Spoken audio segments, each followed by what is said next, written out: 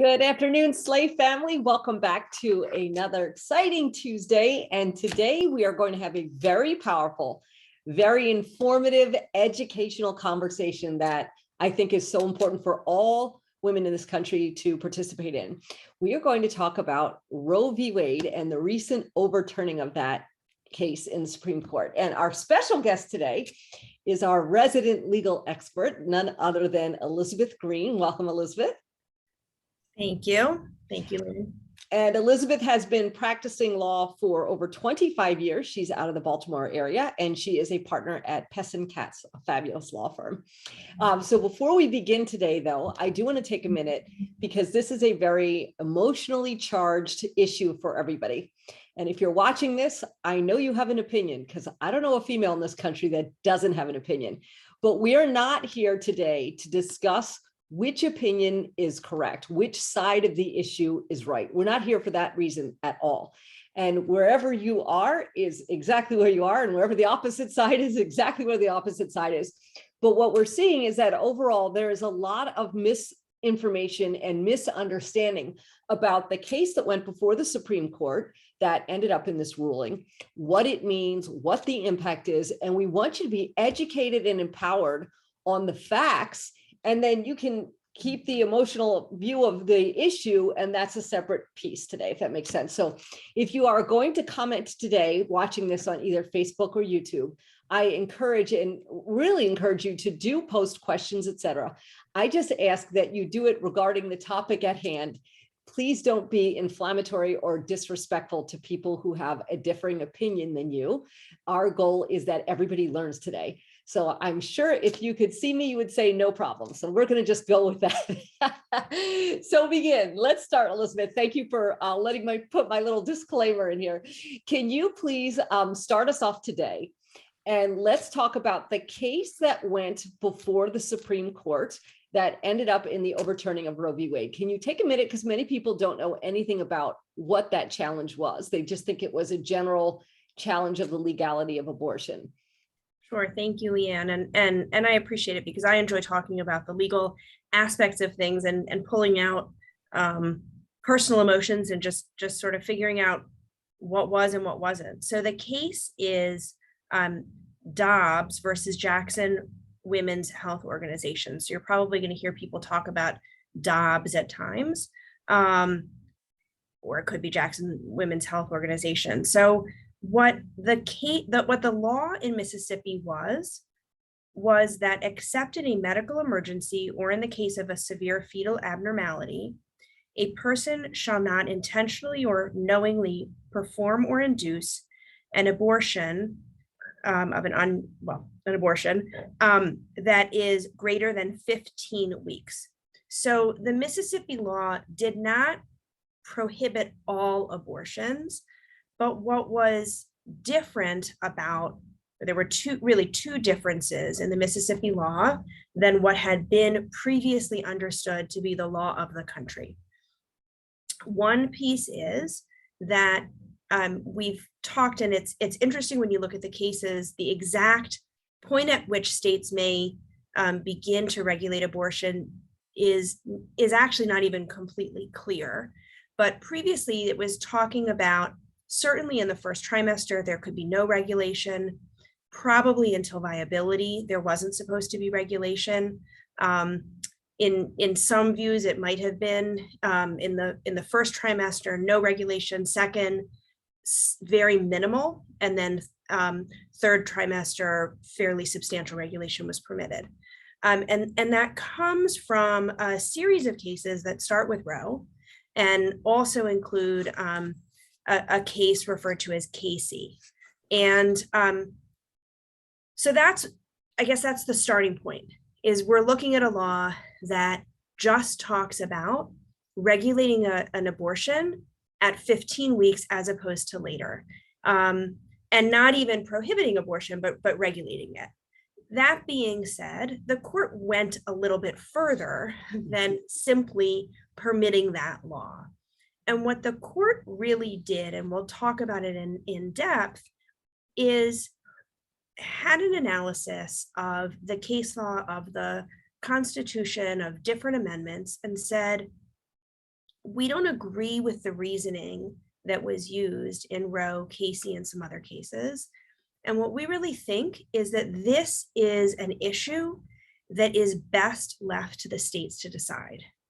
So that's frightening for a lot of people, because one law, whether we like it or not, is there's more certainty. There is a lot of talk about equal protection, and I'll explain what that is in a second. But the unfairness of where you live having an impact on what law might apply to you, that's a concern that people have. But it's not that the court said abortion is no longer permissible. Really, it was just sent back to the states for the states to come up with their own laws. Some states, I'm sitting in Maryland, as are you, already had laws on the books that would codify the right to abortion in various different stages, should the federal law be revoked. And some states had laws in effect that immediately, or that would immediately come into effect, that put severe restrictions on abortion.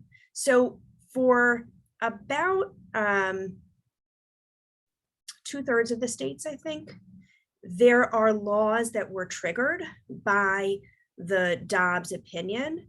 And so right now there's sort of a scrambling to figure out, what does your state say? Yes. Does your state say anything? And if not, can we get something on the ballot to say one way or the other, whatever it is that we want it to say, to regulate or not regulate abortion in some way? Now, this is incredible. And for people who are not super familiar with the law of federal versus state, I want to jump in and, ask a couple questions, if that's okay. So, because you're an expert, so, when there are laws passed, there are laws that exist in just the state, and then there are laws that blanket the country. And some are based on the Constitution. So that would be a federal law. There's something written in the Constitution that is a protected right, privilege, etc.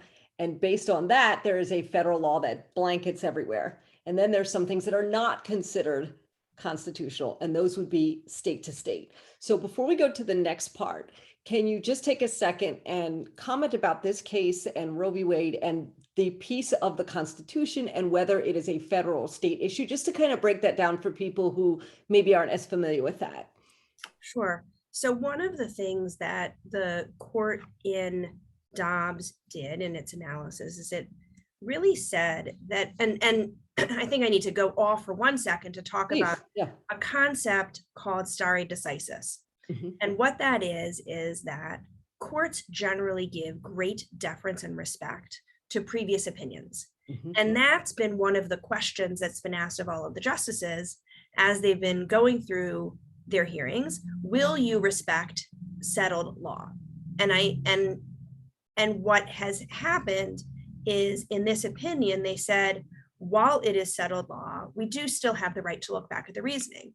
And in the opinion of this court, when the court in Roe engaged in its analysis, and I'll explain more about this, they were acting like a legislature. So to answer some of your question, there's even more to go to. So how were they acting? How is it federal versus state? So federal law, we're looking at the Constitution. We're looking at the Constitution and the different amendments. There are a lot of different amendments that are referred to and implicated by these decisions.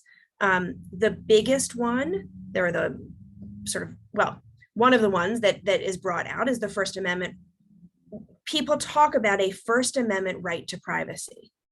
So what does the First Amendment say? It does not say we are guaranteed a right to privacy. The First Amendment prevents the government from making laws that regulate establishment of religion, free exercise of religion, freedom of speech, freedom of press, freedom of assembly, or the right to petition the government for redress of a grievance, to sue or whatever it might be. So nowhere in the First Amendment does it say we have a right to privacy, though people think that that's what the First Amendment says. There's also a Ninth Amendment, which is brought up in some of these cases. The Ninth Amendment says that that the Constitution may not deny certain, well, the enumeration in the Constitution of certain rights shall not be construed to deny or disparage others retained by the people. So what does that mean? Basically, if you're given a right, they can't take it away. Not terribly helpful in terms of figuring out what this means, but that's what that is. And then we have the 14th Amendment, which I think personally is probably one of the most important ones in a lot of ways. And it's referred to as equal protection frequently. So the portion of the 14th Amendment that is most relevant is the one that says that no state shall make or enforce any law which shall abridge the privileges or immunities of citizens of the United States. So states can't restrict US citizens, nor shall any state deprive any person of life, liberty, or property without due process of law, or deny any person within its jurisdiction the equal protection of the law. So what's due process? What does that mean? I mean, and that's whenever we do a constitutional analysis, there's just this tremendous amount of unpacking involved. So due process basically gets to, are we taking away your right for no reason, without any justification, or does the government, state or federal, have an interest in whatever might be going on? That has historically been implicated when talking about these so-called rights to privacy. And when I say so-called, I'm not trying to say we don't have them, but just the class of issues that fall under a right to privacy. So what are some of those rights? And why are people now really, really scared about not just the abortion question, but all sorts of other questions? Because historically, and I just realized I've gone off on a complete tangent. I apologize. This is fabulous. Keep going. Historically, and if you look at the reasoning, I don't know why anybody would want to, but if you pick up these cases and you actually read them, there's a lot of talk about the right to make a decision to have children or not have children, the right to get married or to live, to, how you're going to live. A lot of the things that have to do with how we literally live our lives are all included in this idea of a right to privacy. The government has no right in my bedroom to come into my bedroom. Yeah. The government has no right to tell me how I'm supposed to educate my child. Well, wait a second. The government does have a right to tell me a little bit about how to educate my child. They can set minimal limits on the education of my child. And actually, that's probably a good place to look at state versus federal. So every child federally is entitled to a public education. But the states implement that. They get money from the federal government. And because they get money from the federal government has a level of regulation they can put on there, because if you're taking money from the federal government, you have to listen to some of their rules. But it's really the states that are determining much of the education in the public school system, and to some extent in the private school system. Every state has different rules. One state decides you need 3 years of science. Another state in high school. Another state may say, no, we're really good with 2 years of science in high school. One state may say you need to take a series of exams in every year in order to get through, to be passed forward in each year. Another state may say, no, we're good. We're good with you're just taking whatever the classes are and the exams at the end of the year, and you don't have to take some sort of like regent exam that's standardized testing. And we accept that. We accept that if I live in a particular county in Maryland, my kids may get a much better public school education than if I live in a different county. Sure. If I live in Maryland versus living in Virginia or North Carolina, my kids may learn different things, because we've allowed the states to figure out, this is what we're going to put out there for the students of our state. And there's a minimal level where the states even can regulate a private school education and say, okay, no matter what, you have to do X, Y, or Z. We're not going to tell you what the components of your history course have to be, but you need to get your kids to a certain minimal level of knowledge in order for them to be given a degree that the state in which you live is going to respect. So let's take that to this discussion. Please, yes. If we are talking about federal funds for abortion, the federal government has an interest in regulating whether an abortion may be given, might not be given, what the standards are. And so one place that might be implicated by this decision is what Medicare and Medicaid decide to cover for abortion. Many of us may remember that President Obama decided, or I mean, he didn't alone, but put it under his administration, certain birth control became free. There was no insurance company was permitted to charge for certain types of contraception. And there's been a lot of talk since Dobbs about how we can, in the interim, as we're figuring out what the states are going to do and what's going to happen, can we amplify the ability for women to access contraception and use that as one way of addressing the fact that it is clearly more difficult for many women in many states to obtain an abortion. So federal funds are a way that the federal government can get involved in what otherwise might be a state law issue. So I'll date myself a little bit here. I remember that there was a time when the drinking age across the country was 18. I will date myself and say that I was still too young. And then at some You're dating yourself in a good way, not a bad way. Right, in a good way. And then at some point it became 21. But there were different states had different rules. Yes. And one of my brothers went to school in North Carolina. And when he was a freshman, he was able to drink. And when he was a sophomore, he was not able to drink. And when he was a junior, he was able to drink because, or a senior, whatever it was, because what happened was, it's not that the federal government said every state must raise their drinking age to 21, but they said, if you don't, you won't get federal funding. That had to do with highways, I think. So that's the muscle that the federal government can exhibit over something that is still considered a state right.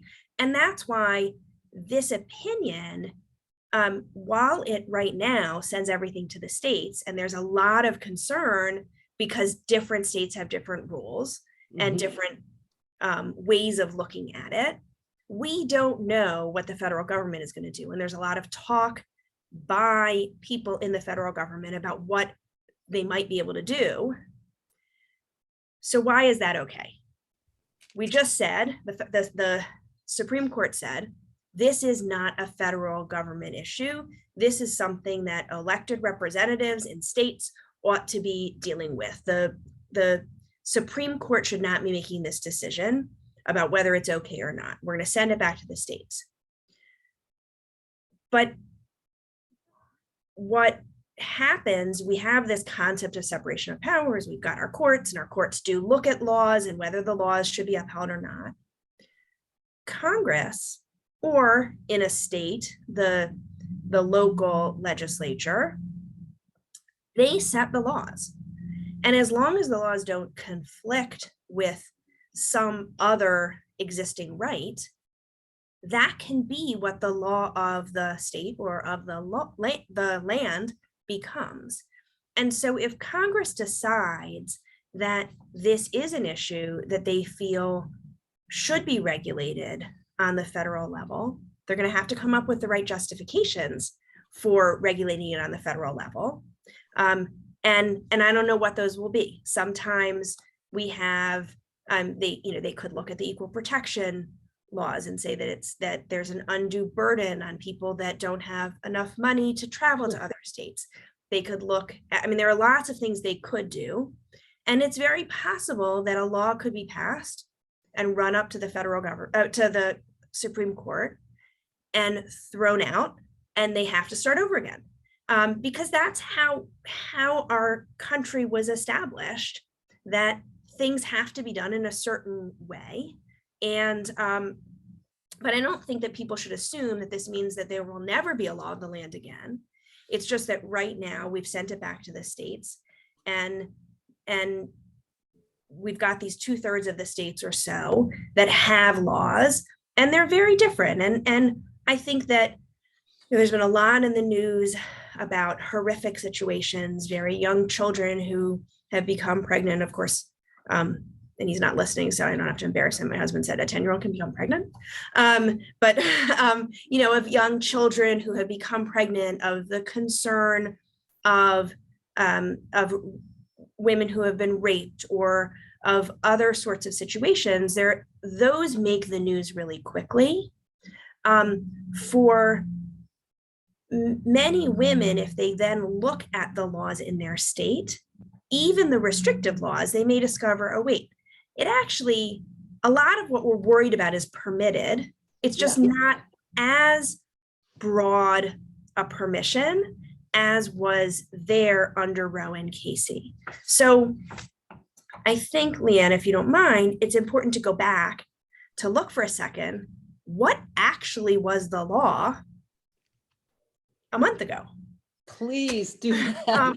And I'm so grateful you're doing this, because I'm blessed to have some great friends in my life, and I have some friends that are very pro-life, and I have some friends that are very pro-choice, and they're both sides are my friends. And I've just heard conversations of people saying things, and I'm like, that's not what happened on either side. Some people are going, abortion is now illegal everywhere. I'm like, no, it's not. And the case that went, as you just illustrated, was not even making it illegal in that state. It was changing the time and the circumstances that a woman could have it. But on the flip side, I've heard the other side say a bunch of stuff, and I'm like, that's not what happened either. You know what I mean? So for both sides, it's so much emotion in it that I'm grateful you're taking the time to break this down, so at least people understand, even though they're still going to be emotional, what it is. So please continue with exactly where you were going. So in 1973, we had the case of Roe v. Wade. And as I'm sure most of the women listening know, part of the interesting thing is that the woman who, on whom the Roe, had actually, she passed the point where she could have had an abortion, the baby was born. But the court still allowed it to go forward, because at the time she certainly was impacted by the statute that existed. Mm-hmm. And it was a Texas law that criminalized abortion, except on the medical advice for the purpose of saving a mother's life. So that was what the Texas law was that came before the Supreme Court back in 1973, or the 73 opinion. And what the court determined was that for the stage prior to approximately, very, clear language, approximately the end of the first trimester, the abortion decision and its effectuation must be left to the medical judgment of the pregnant woman's attending physician. So essentially, first trimester, no regulation at all. Mm-hmm. For the stage subsequent to the approximation of the end of the first trimester, the state, in promoting its interest in the health of the mother, may, if it chooses, regulate the abortion procedure in ways that are reasonably related to maternal health. And then from viability on, the court may choose to regulate or even prescribe abortion, except when necessary in appropriate medical judgment for the preservation of the life or health of the mother. So really nothing in the first trimester. Sometime between the first trimester and viability, which seems to have been accepted to be 28 weeks under this line of reasoning, some regulation if the state wants it. And then after that viability, the state could actually just simply prohibit it. So it was still a state-specific law. What's happened is they've pulled away the federal wrapping around that. So then in 1991, the court was presented with another case, and it was from Pennsylvania, Mhm. and it's referred to as Casey, Yes. who is the name of the governor. And what's very interesting about Casey is it was not actually really about having an abortion. It was all about informed consent. And so it was a question of whether the state law, which required several points where a woman, things that a woman had to do before she could obtain an abortion. She needed to give her informed consent prior to the procedure. She needed at least 24 hours after she gave her informed consent so basically after she was told what was going on, in terms of the abortion, it had to wait 24 hours before having the abortion. A minor had to have the informed consent of one parent, but there was a judicial bypass procedure. A married woman had to sign a statement notifying or affirming that she had notified her husband. And but medical emergencies would excuse compliance with that. And then there were some reporting requirements put on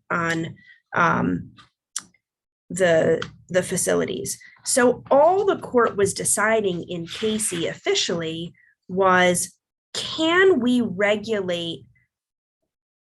a state put regulations in place that require a woman to go through certain steps before she can have an abortion? It actually had nothing to do with the point at which the abortion could happen.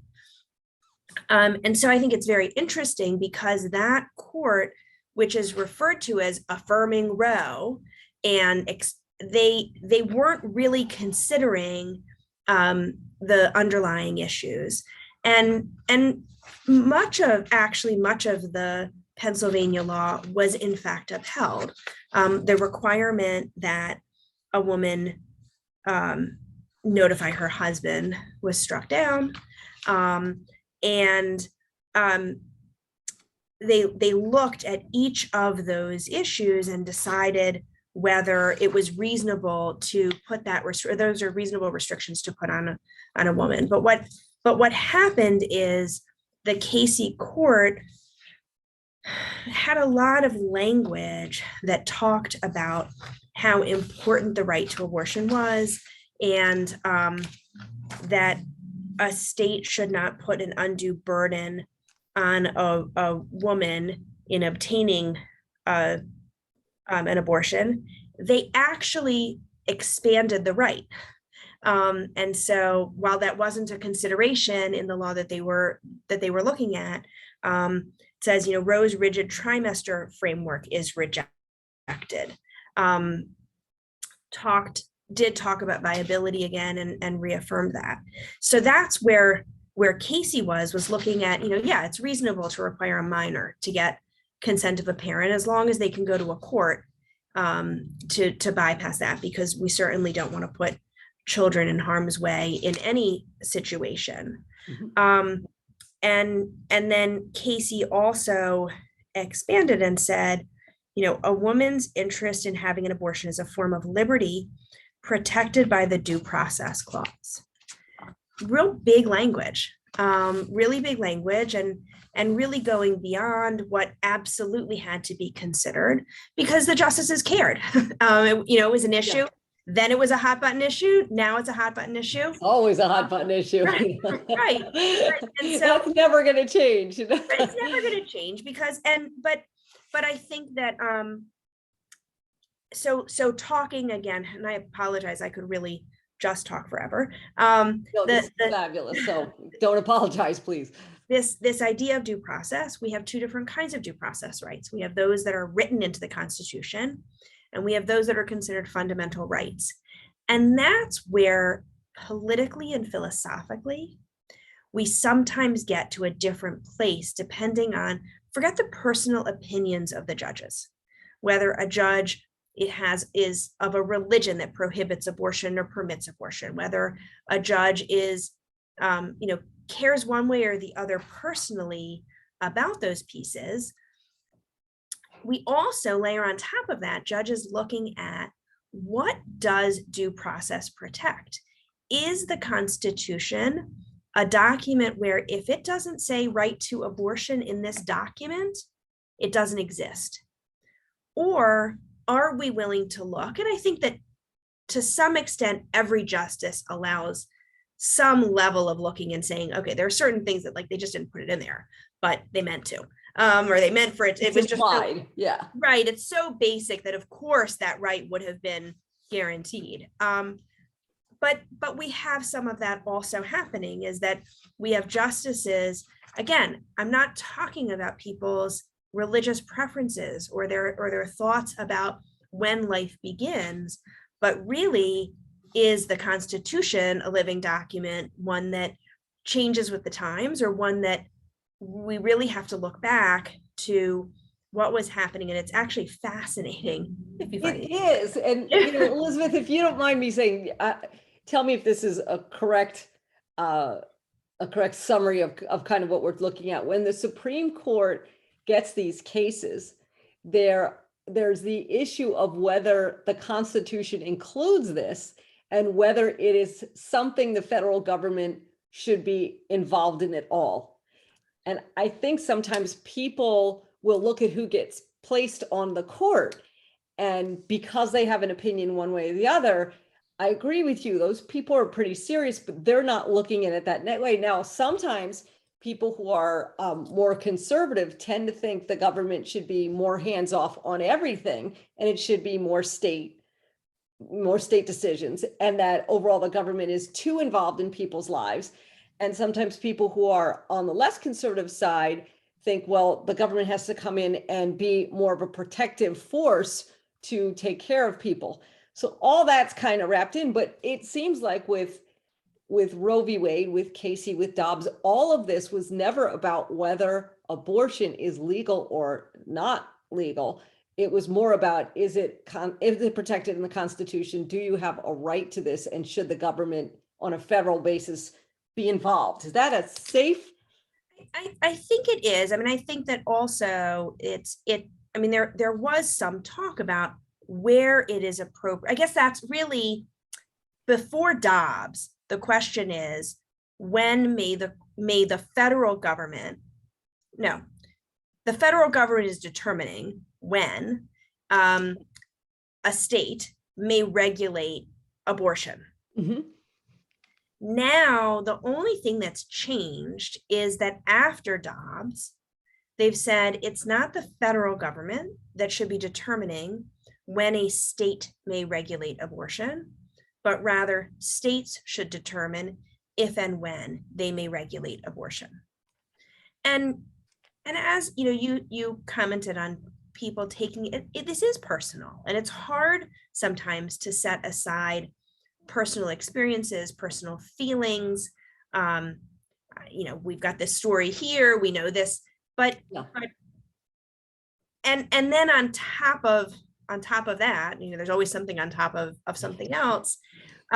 You get the concerns, and this is, I think, something that more social organizations are very concerned about, is, okay, so on its face, this may be a completely fair law, but does it have an undue burden? Is it unfair to those who are less educated, have less money, have less of an ability to travel, don't understand whatever it may be? The federal government has not said, the Supreme Court did not say, you state shall not protect those who are deemed to be more in need of protection, but rather it said states need to figure that out on their own. And I think that's what's going to happen. I think there's going to be a lot going on in Washington, trying to figure out what can be done. I've heard, I think I may have said this before, but I've heard a tremendous amount about increasing access to contraception. I think that there will probably be a big emphasis on education, which is a good thing. Education. Yeah, I think everybody on both sides would agree it's better not to have the unwanted pregnancy than any of this. I mean, that's the ideal situation, which obviously is not going to always take place. Right. And I think that that's why it's easier to focus on those really scary ones, the ones where it is an unwanted and unintended and through no fault on any level of the woman. Yes. Any sort of a situation where something's forced upon her. But we're going to see the states come up with their own ideas, and I'm sure it's going to go back up and down in the courts even more, the different state opinions. And it could be that 15 years from now or 20 years from now, we're going to have another Supreme Court decision that looks at regulation as well. And as long as we all step back and understand that we need to look at what's the legal piece and what's just the emotional piece. Sure. That's I think the really important thing. And I like so much, Leanne, that you started off by saying that we need to approach this all in a very respectful manner, because we don't get anywhere unless we're respectful. We don't. And I believe that people are never going to agree on this. And, especially as women, we need to support each other, even if we disagree. So, attacking people who have a different viewpoint doesn't forward any of us. Correct. And that's why both you and I are not discussing our opinion on any of this. It's just, it's just a legal thing. But what's interesting also is, I was speaking with someone and she said abortion was illegal. And I said, it's actually not illegal. And I said, even the case that had gone to the Supreme Court, as you mentioned, it was 15 weeks. And in the case, God forbid, a woman is raped or something, usually they're pretty quick if they have access. And that's an important distinction though, but if they have access to, find out if they're pregnant, test that, go through all that. But then there is the issue of women who are shamed, hiding, don't have access to tests, money. And so, you can see all of that. And some people will stand on a pedestal and go, well, it's 15 weeks. She would know by then. And some people will go, well, maybe not, and that is a whole mess we're not touching today. So. Right. And I know a story, and I think everybody would go like, how on earth? A young woman who had broken up with her boyfriend, and she just completely denied every aspect of her pregnancy to herself. Literally until she went to the hospital claiming she had very bad back pain and she had a baby. And we would say, holy that's smokes, crazy. Yeah. How on earth? She was an educated woman. How? Because we can't, we don't understand the brain, and we don't understand. So I think being judgmental never gets anybody anywhere. And so, yeah, I think, as you said, this particular Mississippi case, it does give, a window, and we'll have to look state by state at what the laws are. And some of them are going to have very extreme regulation, and some of them are going to have very minor restrictions on a woman's ability to obtain an abortion. And even in Mississippi, they use, they see severe fetal abnormality, they can go beyond that 15 weeks. I don't know how that's defined in Mississippi. But I know that's often the concern, is that at 15 weeks, you wouldn't be able to determine certain things that might be going wrong in the pregnancy. And so, I think, again, each state law is going to have to be examined to figure out what's permitted, what isn't, and how do we go about figuring out how we educate women on what their options are, what's out there, and whether I think that truthfully, all of us are both pro-life and pro-choice, just not as defined by those big labels. And so if we all approach it that we are in favor of life and we are in favor of choice, we just need to look at how we get there and protect women and protect babies, both. As you mentioned, a lot of the states had the backup plan. They had the plan B. If this gets overturned, there was already a law in that state, so that if that federal piece went away, the state's like, okay, here's how we're handling. And some of that's already in place and some of it is not. But also there are elections, there are things that people can do, to influence what's happening. moving forward into the future with all of this. So Elizabeth, I really thank you for keeping this objective, intellectual, educational, informative, and allowing people to understand historically where we've been and where we're going. Thank you so much for taking the time to do this today. Well, thank you, Leanne. You know that I pretty much, if Leanne calls me, I'm going to do it. Doesn't matter what it is. God bless you for that one. Now, again, if you're watching this on Facebook or YouTube, please feel free to post any questions or thoughts or anything you have regarding this. But again, please be respectful that there are people who are watching this that have an opposing view. And again, my whole idea with this platform is to empower and uplift women. So I don't want to create a situation where we attack each other. Don't write anything disrespectful about somebody else's question or somebody else's viewpoint. You can express yourself, but be kind to each other in a situation like this. So again, Elizabeth, we appreciate you so much for your time and your knowledge and your legal expertise. Thank you so much, Leanne.